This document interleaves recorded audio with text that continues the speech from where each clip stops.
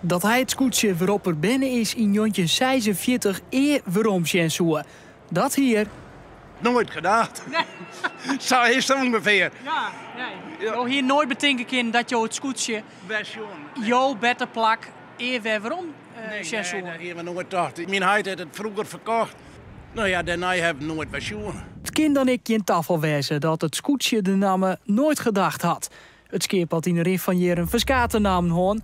Het scootje komt je het naar een lange tocht uit Frankrijk bij. We hebben ook zelf ook op de boot gewoond. En nu wacht het een nieuwe begin.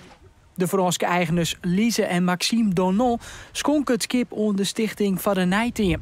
Hier is nooit wat aan verbouwd. Ja, er zit een roef op, maar die helft er aan. Dus was je Lissensjost is eigenlijk een scootje dat Johan Mollens een makker had in Jontje 1. Nou, er zijn een heel soort scootjes binnen oor, er zijn racebakken, worden prima. Ik hoor het voor de wedstrijdsport, maar hier lijkt nog wel een hele originele en dat maakt het zo bijzonder.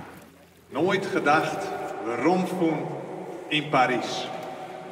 Komt nou waarom en vaart naar huis als in een dream. Maar een vracht vol ontenkens als het jongen en het vlokken in de taal van veert en kanaal. Onderwijs giet het als het slietjagert. De man met het helmhout is wies mij het scootje. Hij bracht het vanuit Parijs met zijn compaan naar Friesland.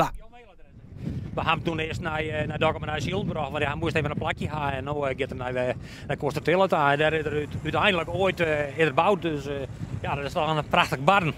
En dan komt het scootje om tolvoeren on op het plak dat het in 1901 bouwd is. Vond je het nog spannend eigenlijk? Want hij moest hier natuurlijk, het scootje moest de bocht even helien. En dat is precies waarom een scootje altijd zwudden had, hè?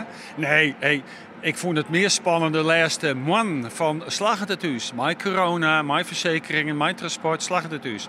Dat wie volle spannender dan dat laatste bochtje, dat komt alweer wel kleer. De nooit gedacht wordt toch een nieuwe generatie kleermaken voor de toekomst.